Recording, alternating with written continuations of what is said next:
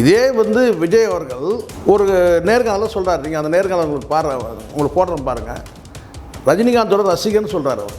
நான் வந்து ரஜினிகாந்த் அவருடைய ரசிகன், நான் தலைவரோட ரசிகன்றே சொல்கிறார். I'm a fan of Mr. Rajinikanth and he did a film called Thalapathy. Rajinikanth அவர்கள் வந்து கண்டக்டராக ஏஐ மூலமாக சித்தரித்து அவர் வந்து கண்டக்டராக இருக்கிற மாதிரியும் விஜய் அவர்கள் வந்து ரஜினிகாந்த் அவர்கள் மீது தோல், அதாவது கண்டக்டர் ரஜினிகாந்த் தோல் மீது கைப்படும். என்ன சார் நியாயம் இது? அநியாயம் இல்லை இது. இணையத்தில் பலரும் பேசிகிட்டு இருக்கிறாங்க. அது குறிப்பாக ஒரு குறிப்பிட்ட ஒரு பெண்மணி வந்து ரொம்ப காட்டமாகவே பேசியிருந்தாங்க. அந்த கோவத்தில் நியாயம் இருக்குது உண்மையிலே.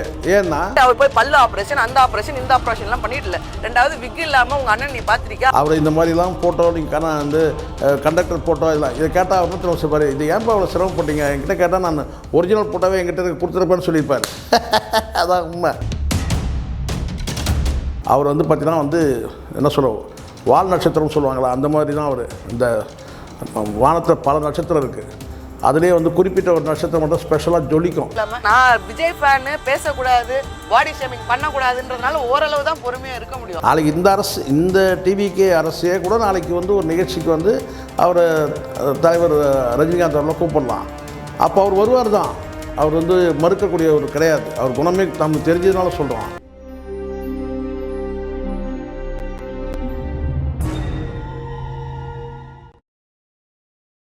ஆடுகளம் சினிமா நேயர்களுக்கு என் அன்பான வணக்கம். என்னதான் வந்து பெரியவங்களுக்குள்ள மோதல் எதுவும் இல்லாமல் ஒற்றுமையாக இருந்தால் கூட இந்த சிஷ்ய பிள்ளைகளுடைய அட்ராசிட்டி உள்ளபடியே தாங்க முடியல. ஒன்றும் அதை என்ன அதாவது அந்த சில காட்சிகளை பார்த்தா எப்படிப்பா இப்படிலாம் யோசிக்கிறீங்க நீங்கள் அப்படின்னு கேட்குற மாதிரி இருக்குது. எதுக்கு சொல்கிறேன்னா, தலைவர் ரஜினிகாந்த் குறித்து ஒரு செய்தி இணையத்தில் பலரும் பேசிகிட்டு இருக்கிறாங்க. அது குறிப்பாக ஒரு குறிப்பிட்ட ஒரு பெண்மணி வந்து ரொம்ப காட்டமாகவே பேசியிருந்தாங்க.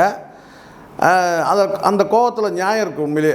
ஏன்னா ரஜினிகாந்த் அவர்கள் வந்து கண்டக்டராக இருந்து எல்லாருக்கும் தெரியும், ஊருக்கே தெரியும். அதை பல முறை சொல்லியிருக்கிறாரு. அவருடைய ஒவ்வொரு வாழ்க்கை பதிவுலையும் அவர் வந்து கண்டக்டர் வந்து ஊருக்கே தெரியும், எல்லாருக்கும் தெரியும். அப்போ வந்து அவர் கண்டக்டராக வந்து ஒரு படம் பிடிச்சி அதை வந்து இணையத்தில் வெளியிடுறதுல என்ன ஆனந்தம் இருக்குதுன்னு தெரியல. இதுதான் இப்போ வைரல் ஆகிட்டு, நீங்களும் பார்த்துருப்பீங்க. முதலமைச்சர் விஜய் அவர்கள் வந்து ஒரு பயணம், அதாவது பேருந்து இனாகரேஷனுக்காக அவர் போகிறாரு. அந்த பஸ் போக்குவரத்து அந்த கொடியசைச்சு பேருந்துகளை துவக்கி வைக்கிறதுக்காக போகிறார். அப்போ வந்து என்ன செய்கிறாருன்னா, அந்த கண்டக்டரை வந்து பக்கத்தில் உட்கார சொல்கிறாரு. அந்த காட்சி உள்ளபடியே ரொம்ப நல்லா இருந்துச்சு. அதாவது அந்த ஃப்ரண்ட்டில் அவர் உட்காந்துட்டு போகும்போது கண்டக்டர் கூப்பிட்டு பக்கத்தில் உட்காரச்சு. இதெல்லாம் வந்து கடந்த திமுக ஆட்சியில் அப்படிலாம் கிடையாது. எல்லாம் எப்படி டிஸ்டன்ஸ், அவங்க தோல் மேலாம் கையெல்லாம் போட மாட்டாங்க, வந்து ரொம்ப டிஸ்டன்ஸை மெயின்டைன் பண்ணுவாங்க. திமுக ஆட்சியில் அது நடந்து நீங்கள் பார்த்துருப்பீங்க. ஆனால் இங்கே வந்து அவர் வந்து அது செய்தது சரி. கண்டக்டர் கூப்பிட்டு பக்கத்தில் உட்கார சொன்னார், தோல் மேலே கை போட்டார், எல்லாம் நடந்துச்சு. அதுக்கு பிறகு என்ன தான் அந்த தோஷனங்கள் தான் அந்த விர்ச்சுவல் வாரியர்ஸுக்கு அவ்வளோதான் அந்த மூளை இருக்குதுன்னு நினைக்கிறேன். உடனே என்ன பண்ணிட்டானுங்க, திரு ரஜினிகாந்த் அவர்கள் வந்து கண்டக்டராக ஏஐ மூலமாக சித்தரித்து அவர் வந்து கண்டக்டராக இருக்கிற மாதிரியும் விஜய் அவர்கள் வந்து ரஜினிகாந்த் அவர்கள் மீது தோல், அதாவது கண்டக்டர் ரஜினிகாந்த் தோல் மீது கைப்படும். இது என்ன சார் நியாயம்? இது அநியாயம் இல்லை இது. இதெல்லாம் வந்து பார்க்குறதுக்கு எவ்வளோ கஷ்டமாக இருக்குது. இங்கே கண்டக்டர் அந்த தொழில் வந்து யாரும் வந்து ரொம்ப கீழமை மென்ஷன் பண்ணி யாரும் இங்கே எதுவும் சொல்லலை. நல்லா புரிஞ்சிக்கணும். அது ஒரு தொழில் தான், நான் இல்லைன்னு சொல்ல. ஆனாலும் அவர் கண்டக்டர்ன்றது வந்து பார்த்திங்கன்னா வந்து அது பல முறை சொல்லியிருக்கிறாரு. அது வந்து ஒரு தப்பான வேலையே கிடையாதுல்ல, அது பிரச்சனை இல்லை. ஆனால் இந்த படத்தில் முதலமைச்சர் அவர் ஆகிட்ட பிறகு நான் பாரு முதலமைச்சர் ஆகிட்டேன், நீ இன்னும் கண்டக்டராக இருக்கிறன்ற மாதிரி சொல்கிறது எப்படி சரியாக இருக்கும்? இன்றைக்கும் தலைவர் ரஜினிகாந்துக்கு தனி செல்வாக்கு இருக்குது. அந்த செல்வாக்கை யாருமே எட்டி பிடிக்க முடியாது, அது வேறு. ஆனால் விஜய் அவர்கள் முதலமைச்சர் ஆனாலும் வந்து பார்த்திங்கன்னா அந்த ஸ்டேஜ் வேறு. சினிமாவில் ஒரு ஸ்டேஜ் அடைஞ்சிட்டாரு. அந்த சினிமாவில் வந்து இங்கே வந்து அரசியலுக்கு வந்துட்டு அது இன்னொரு ஸ்டேஜ் அடைஞ்சிட்டார். இப்போ இது எதுவுமே வந்து பார்த்திங்கன்னா நமக்கு வந்து மகிழ்ச்சி உள்ளபடியே. ஆனால் இங்கே ஒருத்தரை வந்து தாக்குற மாதிரி வந்து தரக்குறைவாக வந்து பதிவு பண்ணுறது எப்படி சரியாக இருக்கும்? அதை செய்கிறது யாருன்னு கேட்டிங்கன்னா, எனக்கு தெரிஞ்சு இதெல்லாம் வந்து விஜய் அவர்கள் தரப்பில் இருந்தோ அல்லது வேறு யாராவது நெருங்கிய தரப்பில் இருந்து கூட இது நடக்கிறது வாய்ப்பில்லை. முழுக்க முழுக்க சுயேட்சையாக இந்த விர்ச்சுவல் வாரியர்ஸே செய்யக்கூடிய வேலை தான் நான் நினைக்கிறேன். இது உள்ளபடியே நியாயமே இல்லை. ரொம்ப கஷ்டமாக இருக்குது பார்க்குறதுக்கு. இதெல்லாம் என்ன பழக்கம்? இது வந்து பார்த்திங்கன்னா வந்து இணையத்தில் வந்து ரொம்ப வைரலாகிட்டு இருக்கு. அதை நீக்கிறதுக்கான எந்த முயற்சியும் இந்த அரசு செய்யலை. இதுதான் வருத்தமான விஷயம். இது இப்படியான ஒரு படம் வந்ததுன்னா அதை வந்து ஃபேக்குன்னு சொல்லி கூட மென்ஷன் பண்ணாமல் இன்னும் கூட அது வந்து ஓடிக்கிட்டே இருக்குது. ரீல்ஸில் போயிட்டுருக்கு. நம்ம கண்ணு முன்னாடி நம்ம நினைக்கலாம் கூட அது கண்ணு முன்னாடி வந்து நிற்குது காட்சி. அப்படி ஒரு கஷ்டமாக இருந்துச்சு. ஒரு மனுஷன் இவ்வளோ கூட இழிவுபடுத்த முடியுமா? அந்த ஏஐ தொழில்நுட்பம் எதுக்கு? இன்னொருத்தரை இழிவுபடுத்துறதுக்காக இருக்குது. அப்படி தானே இருக்குது. இதே வந்து விஜய் அவர்கள் ஒரு நேர்காணலில் சொல்கிறார். நீங்கள் அந்த நேர்காணல் உங்களுக்கு போடுறேன் பாருங்கள். ரஜினிகாந்தோட ரசிகன்னு சொல்கிறார் அவர். நான் வந்து ரஜினிகாந்த் அவருடைய ரசிகன், நான் தலைவரோட ரசிகன்றே சொல்கிறார். I'm a fan of Mr. Rajinikanth, and he did a film called Thalapathy. இதெல்லாம் எல்லாருக்கும் தெரியுமா? தெரியாது. எல்லாருக்கும் தெரிஞ்சிருக்கும். இப்போ வந்து இந்த இடத்துல வந்து நான் விஜயை கொண்டு வந்து இந்த விஷயத்தில் நான் சொருக நினைக்கிறேன். உண்மையாக சொல்கிறேன், விஜயை கொண்டு வந்து இந்த இடத்துல நான் சொருக நினைக்கல. ஆனால் இந்த விர்ச்சுவல் வாரிசை கட்டுப்படுத்துகிற சக்தி இருக்குது தானே விஜய் அவர்கிட்ட, முதலமைச்சர்கிட்ட இருக்குது தானே. நேரடியாக அவர் வந்து இதை சொல்லி நீங்கள் இப்படி போடுங்கப்பான்னு சொல்லி அவர் சொல்லலை. ஆனால் பொதுவாக விர்ச்சுவல் வாரியர்ஸை வந்து அவர் என்கரேஜ் பண்ணுறவர் கடந்த காலத்தில் நமக்கு தெரியும். இப்போ ஒரு ஸ்டேஜில் வந்து பார்த்திங்கன்னா வந்து ரஜினிகாந்த் அவர்களை மையப்படுத்தி ஒரு கண்டக்டர் ஒரு வந்து காஸ்டியூமில் இப்படி ஒரு செய்தி வந்துகிட்டு இருக்குது. இது எப்படியும் ரஜினிகாந்த் அவர்கள் காதுக்கும் போய் தான் இருக்கும், பார்வைக்கு போய் தான் இருக்கும். அவர் எவ்வளோ மனசு கஷ்டப்பட்டிருப்பார். இதெல்லாம் போகாமலாம் சில பேர் சொல்கிறாங்க, அதெல்லாம் வந்து தலைவர் அதெல்லாம் பார்க்க மாட்டேன் சார். அதெல்லாம் கிடையாதுங்க. எல்லா மனிதனுக்கும் வந்து அதெல்லாம் சும்மா அதெல்லாம் பார்க்காமலாம் இருப்பாருங்க. எப்படி ரஜினிகாந்த் அவர் ஏன் விஜய் அவர்கள் பார்வைக்கே போயிருக்கோம், ரஜினிகாந்த் அவர் பார்வைக்கும் போயிருக்கோம், விஜய் அவர்கள் பார்வைக்கும் இந்த ஃபோட்டோ போயிருக்கும். எப்படி இருக்கும் மனநிலையை யோசிச்சு பாருங்க. இதெல்லாம் நல்லதாங்க, நியாயமாக இருக்கும்ல. இதெல்லாம் அசிங்கமாக இல்லை. இது ஒரு நல்ல நிகழ்ச்சி. முதலமைச்சர் பேருந்துகள் தொடங்கி வைக்கிறாரு. அந்த நிகழ்வு கூட பெண்ணுக்கு தள்ளிடுச்சு. அதான் உண்மை, பெண்ணுக்கு போயிடுச்சு. இப்போ எது முன்னாடி வந்து நிற்குது? அந்த பேருந்து நிகழ்ச்சி தான் வந்து முன்னாடி நிற்கணும். அது பெண்ணுக்கு தள்ளிட்டு போயிட்டு இப்போ எது வந்து நிற்குதுன்னா அந்த பேருந்தில் வந்து கண்டக்டர் ட்ரெஸ்ஸில் வந்து காஸ்டியூமில் வந்து முதலமைச்சர் உட்காந்துருந்தார். பார்க்கறதுக்கே எவ்வளோ நமக்கு வந்து அருவருப்பான காட்சிகளாக இருக்குது, மன கஷ்டமான காட்சிகள் இருக்குது. இன்னும் நம்ம ரசிகர்லாம் கிடையாது. நம்ம யாருக்கும் ரசிகர் கிடையாது. விஜய் அவருக்கும் ரசிகர் கிடையாது, ரஜினி அவருக்கும் ரசிகர் கிடையாது. உலகத்தில் எந்த நடிகனுக்கும் நம்ம ரசிகர் கிடையாது. ஆனாலும் நமக்கு வந்து அந்த மனித நேயம்னு ஒன்று இருக்குது. அதை பார்க்கும்போது எனக்கு கஷ்டமாக இருந்துச்சு. என்னங்க டிரைவர் கண்டக்டர் தானே போட்டுக்கிறாரு, அது ஒன்றும் தப்பாக நீங்கள் கண்டக்டராக போட்டால் கூட நான் சொல்கிறேன், அது அவருடைய கடந்த கால வாழ்க்கை. இப்போ அதை கொண்டு வந்து போட வேண்டிய அவசியம் என்ன? நீங்கள் ஏஐ வந்து எது வேணாலும் செஞ்சு கொடுக்கறதுனால நீங்கள் எப்படி வேணாலும் போடுவீங்களா? நீங்கள் அது தப்பு இல்லையா? இதே ஒரு காணொலியில் நான் ரஜினிகாந்த் அவருடைய, நான் சூப்பர் ஸ்டாருடைய நான் ரசிகர், நான் அப்படி விஜய் பேசுகிறதே இருக்குது. அதனால் தயவு செய்து நான் சொல்கிறேன், இதெல்லாம் வந்து ரஜினிகாந்த் அவர்களுக்கும் காதுக்கும் போயிருக்குமான்னு சந்தேகம். ஆனால் போயிருக்கலாம் கண்டிப்பாக, ஏன்னா வைரல் ஆயிடுச்சு. அதே மாதிரி விஜய் அவர்கள் நாலேஜுக்கு இது போயிருக்குமான்றது எனக்கு தெரியல, ஏன்னா பிஸி அவர். அப்படி இருக்கும்போது இனி வரும் காலங்களில் இதை வந்து இந்த மாதிரியான விஷயங்களை விர்ச்சுவல் வாரிசு தவிர்த்துக்கிறது நல்லது. யாரையும் இழிவுபடுத்தக்கூடாது. இதெல்லாம் முடிஞ்சிச்சுங்க. அந்த காக்கா கழுகு கதை இதெல்லாம் கர்மம் இதெல்லாம் முடிஞ்சிருச்சு. இதை சும்மா இல்லாத ஒரு 3 குரங்கு உட்காந்து பேசிட்டு கிடப்பானுங்க. ரஜினிக்கு இப்படி, இவருக்கு அப்படி, அது இப்படி. என்னை கேட்டால் அதெல்லாம் வந்து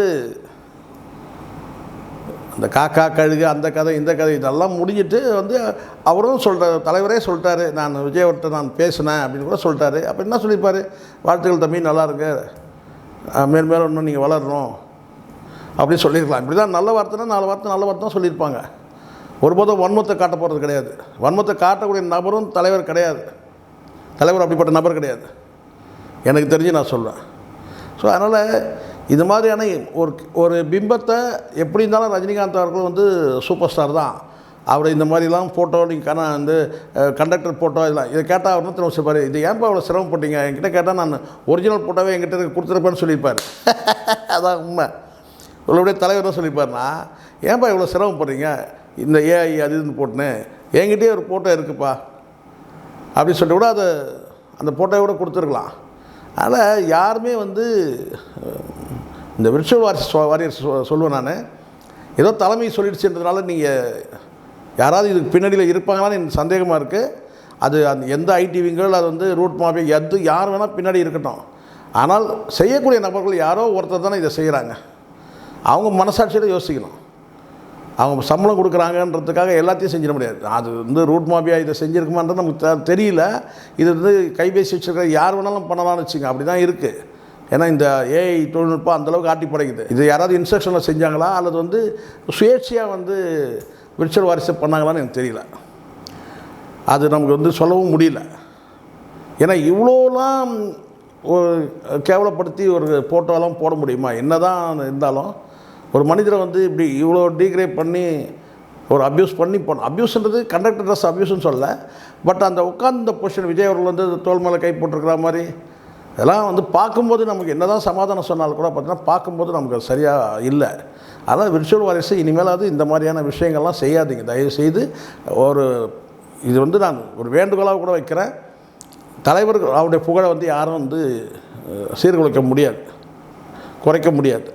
அவர் வந்து பார்த்திங்கன்னா வந்து என்ன சொல்லுவோம், வால் நட்சத்திரம்னு சொல்லுவாங்களா, அந்த மாதிரி தான் அவர். இந்த வானத்தில் பல நட்சத்திரம் இருக்குது, அதுலேயே வந்து குறிப்பிட்ட ஒரு நட்சத்திரம் மட்டும் ஸ்பெஷலாக ஜொலிக்கும். பவரில் இருக்கிறோன்றதுனால நம்ம தலைவர் பவரில் இருக்கிறான்றதுக்காக இஷ்டத்துக்கு நீங்கள் ஆடிடாதீங்க. காலம் வந்து மாறிக்கினே இருக்குங்க. நான் 55 வயசில் நான் நிறைய பார்த்துட்டேன், எவ்வளோ விஷயங்கள் பார்த்துட்டேன். அதனால் வந்து அவரை பொறுத்த வரைக்கும் அவர் ஜெயலலிதா மேடையிலேயே அவர் வந்து பாட்ஷா படம் குறித்து வந்து அந்த ரிலீஸ் டைம்லேயே வந்து ரஜினிகாந்த் அவர் பேசாத பேச்சு கிடையாது. அவர் வந்து போல்டாக வந்து வெடிகுண்டு கலாச்சாரம் பரவிடுச்சுன்னு பேசினார், முதலமைச்சரை வச்சுக்கிட்டு பேசினார். அதனால் அந்த கட்ஸ்லாம் வந்து வேறு யாருக்கும் வராது. அதனால் வந்து ஒவ்வொரு காலகட்டத்திலையும் வந்து பார்த்திங்கன்னா அவர் வந்து அரசியலுக்கு வந்து அவர் வரணும்னு நினச்சிருந்தாருன்னா இன்றைக்கி பிரகாசமாக இருந்திருக்கலாம். அது ரிசல்ட்டுக்கு நம்ம போக முடியாது. ஆனால் வந்து அரசியல் ஒரு தனி இடம் அவருக்கு இருந்திருக்கும். ஆனால் அவர் வரல, விலைக்கு தான் போகிறாரு. அப்போ விலைக்கு போகிற மனுஷனை வந்து மீண்டும் மீண்டும் காயப்படுத்துறது நியாயமாக இருக்காது தான் என்னுடைய. நீங்கள் வந்து நாளைக்கே கூட நீங்கள் ஒரு விழா எடுக்கிறீங்க. இப்போ தமிழ்நாடு அரசு எத்தனை விழா எடுத்துச்சு? இந்த அரசு விட்டுருங்க, கடந்த அரசு, அதுக்கு முன்னாடி எல்லா அரசுமே விழா எடுத்ததுலாம் வந்து பார்த்திங்கன்னா ரஜினிகாந்த் அவருடைய தலைவருடைய அந்த பங்களிப்பு வந்து பார்த்திங்கன்னா கடைசியாக இவங்க வந்து அவர் அழைப்பாங்க. ஏன்னா அது ஒரு தனி ஆளுமை. அது யாரும் வந்து ஒன்றும் பண்ண முடியாது. நாளைக்கு இந்த அரசு, இந்த டிவிகே அரசே கூட நாளைக்கு வந்து ஒரு நிகழ்ச்சிக்கு வந்து அவர் தலைவர் ரஜினிகாந்த் அவர்களை கூப்பிடலாம். அப்போ அவர் வருவார் தான். அவர் வந்து மறுக்கக்கூடியவர் கிடையாது. அவர் குணமே நமக்கு தெரிஞ்சதுனால சொல்கிறோம். ஆனாலும் வந்து பார்த்திங்கன்னா அங்கே ஒரு உறுத்தல் இருக்கும்ல, அழைக்கிறவங்களுக்கும் ஒரு உறுத்தல் இருக்கும் விழாக்கு. அதனால் இதை வந்து இந்த போக்கை வந்து விட்டுணும். இந்த தரம் தாழ்த்தி இந்த ஏஐ மூலமாக படத்தை போட்டு அந்த பிம்பத்தை உடைக்கிறதுன்னு ஒன்று இருக்குல்ல, அதை வந்து செய்யாதீங்க தயவு செஞ்சு. யாரும் விர்ச்சுவல் வரை செய்யாதீங்க. பட் இதை தலைமை சொல்லி செய்த மாதிரி தெரியல. மற்ற விஷயங்கள் இருக்கலாம், தேர்தல் நேரத்தில் அதெல்லாம் பண்ணலாம். ஆனால் இதெல்லாம் தேர்தலாம் முடிஞ்சு இப்போ ஸ்மூத்தாக வந்து ஆட்சி நகர்த்தக்கூடிய சூழலில் வந்து பார்த்தீங்கன்னா இப்போ போய் இப்படி ஒரு படத்தை போடுங்கலாம் சொல்லியிருக்கிறதுக்கான சாத்தியக்கூறுகள் ரொம்ப ரொம்ப கம்மி. ஏன்னா அது என் உளவியலுக்கு நான் சொல்கிறேன். இதை வந்து தூண்டுதல் பண்ணலை. இது வந்து தன்னார்வத்தில் இருக்கக்கூடிய தான் தோண்டித்தனமாக செயல்படக்கூடிய விர்ச்சுவல் வாரிசு யாரோ தான் இதை வந்து இந்த படத்தை வந்து க்ரியேட் பண்ணியிருக்காங்கன்னு நான் நினைக்கிறேன். இனி வரும் காலத்தில் அந்த மாதிரி செய்யாதீங்க. அவர் என்றைக்குமே சூப்பர் ஸ்டார்னு இருக்கட்டுனா அந்த உச்ச நட்சத்திரம் வந்து பார்த்தீங்கன்னா அந்த இடத்த யாருமே நெருங்க முடியாது. ஏன்னா உங்களுக்கெல்லாம் இங்கேருந்து பார்க்குறதுக்கு இந்த நட்சத்திரம்லாம் சின்ன சின்ன அந்த நட்சத்திரம்லாம் வந்து பார்க்குறதுக்கு ஒரு இனிமையாக இருக்குது. ஆனால் சொல்லுவாங்க என்னென்னு கேட்டால் அது அந்த நட்சத்திரத்தை நெருங்கும்போது எரித்து சாம்பலாக்கக்கூடிய அளவுக்கு பவர் இருக்குது அந்த நட்சத்திரத்துக்கு. கிட்ட நெருங்கும் போது ஏன் அது நிலாவாக இருந்தால் கூட சரி, ஏன்னா அவ்வளோ பவர் உலகம் முழுதும் வெளிச்சம் தருதுன்னா அப்போ அது நிலாவாக இருக்கட்டும் நட்சத்திரமாக இருக்கட்டும். அப்படி இருக்கும்போது அந்த அளவுக்கு ஒரு பவர் இங்கேருந்து அழகாக தெரியக்கூடிய அந்த நட்சத்திரம் எப்படி வந்து ஒரு ஆபத்தான வந்து வெப்பத்தை கக்கக்கூடிய இடத்துல இருக்குது. கிட்ட நெருங்கும் போது தான் தெரியும். அதனால் வந்து தேவையில்லாமல் நீங்கள் கிட்ட நெருங்கி போய் அவர் எக்கத்தப்பாக அவர் வந்து இறங்கி பேச ஆரம்பிச்சிட்டாருன்னா இப்போ இருக்கிற நிலைமைக்கு ரொம்ப சிக்கலாயிரும். இப்போ நீங்கள் ஆட்சியை ஸ்மூத்தாக நடத்திட்டு போனோம். தேவையில்லாமல் அவரை போய் டிஸ்டர்ப் பண்ணாதீங்கன்னு தான் என்னுடைய தலைவரை பொறுத்த வரைக்கும். அவர் அடுத்த படம் ஆர்வத்தில் இருக்கிறாரு. ஜெயிலர் 2 வந்து எப்போ வரும், அடுத்தது வந்து பார்த்திங்கன்னா தர்மன் படம் பூஜை போட்டாச்சு, அடுத்த ஷூட்டிங் போனேன். இப்படி ஒரு பிஸியாக ஓடக்கூடிய மனுஷனாக போயிட்டு இது மாதிரி ஒரு ஃபோட்டோ போகிறது அவர் வந்து அவர் பெருமையாக கூட அவர் நினைப்பார். கண்டக்டர் ஃபோட்டோ இப்படி வந்து அந்த பழைய நினைவுக்கு நீங்கள் கொண்டு போனீங்கன்னா அது பெருமையாக கூட நினைப்பார். ஆனால் ஒருபோதும் வந்து பார்த்தீங்கன்னா இதுக்கெல்லாம் வந்து மனக்காயப்பட்டு அவரை சார்ந்தவங்க மனக்காயப்படுவாங்க. இது மாதிரி ஒரு ஃபோட்டோ போட்டு அப்யூஸ் பண்ணியிருக்கிறாங்கன்னு போது அவங்க சார்ந்தவங்களுக்கு அத்தனை பேருக்கு மகன் மருமக எல்லாருக்குமே இருக்கும். ஆனால் அதனாலலாம் தோண்டு அவர் நின்ற போகிறதில்லை. இது ஒரு அசிங்கமாக அவமானப்பாடு. அவர் எவ்வளோ பார்த்துட்டார் அவருடைய வாழ்க்கையில். அதனால் தயவுசெய்து யாரும் இந்த மாதிரி இந்த ஏஐ மூலமாக சித்தரிக்கிற ஒரு நல்ல விஷயங்களை பண்ணுங்கள். இப்போ நான் கூட ஒரு ஏஐ படத்தை வந்து ஷேர் பண்ணேன். அந்த படம் வந்து பார்த்திங்கன்னா குடும்பத்தோடு இருக்கிற ஃபோட்டோ சந்தோஷமாக இருந்துச்சு எனக்கு. நல்ல விஷயத்த பண்ணுங்கள். ஏஐ பண்ணணுங்க, நல்ல விஷயத்தில் பண்ணுங்கள். அதை விட்டுட்டு வந்து தப்பாக வந்து படத்தை போட்டு இதன் மூலமாக நீங்கள் என்ன சாதிக்க போகிறீங்க சொல்லுங்கள்? 2 பேருக்கும் நல்ல உறவு இருக்குது சொன்னால் கேட்க நம்ப போகிறீங்க. அதெல்லாம் முடிஞ்சிச்சுங்க. அதெல்லாம் ஒரு ஸ்டேஜ். இன்றைக்கி அவர் முதலமைச்சர் ஆகிட்டாருங்க, உயர்ந்த பதவி பெற்றார். அடுத்த கட்டம் அவர் தேசிய தலைவராக போகும்போது அப்போது ரஜினிகாந்த் அவர் தேசிய அளவில் ரஜினிகாந்த் வந்து பரிச்சயமானவர். நாளைக்கு தேசிய அரசியல் நோக்கி நகரும் போது அப்போ வந்து இதே ரஜினிகாந்த் அவரை வச்சு கூட அவர் வந்து ஒரு விழா எடுக்கலாம். இப்போ ரஜினிகாந்த் அவருடைய 50வது ஆண்டு சினிமா திரையுலகில் வந்து 50 ஆண்டு காலம் நிறைவு செஞ்சு விழா எடுக்கவே இல்லை. அந்த விழா நாளைக்கு விஜய் கூட எடுக்கலாம், இந்த முதலமைச்சர் கூட எடுக்கலாம் அந்த விழாவை. ஸோ அதனால் யாரும் இழிவுபடுத்துகிற மாதிரி இந்த ஏஐ போட்டோக்களை வெளியிடாதீங்க. நல்லதை செய்யுங்க. அதை வச்சு இந்த ஏஐ தொழில்நுட்பத்தை வச்சு நல்லது பண்ணுங்கள். நன்றி, வணக்கம். தளபதி மாதிரி ஒரு அப்பா இல்லை. கஷ்டப்பட்டு முன்னேறி வந்திருக்காங்க ஒரு மனுஷன். கூச்சப்படாமல் உட்காந்து கண்டக்டர்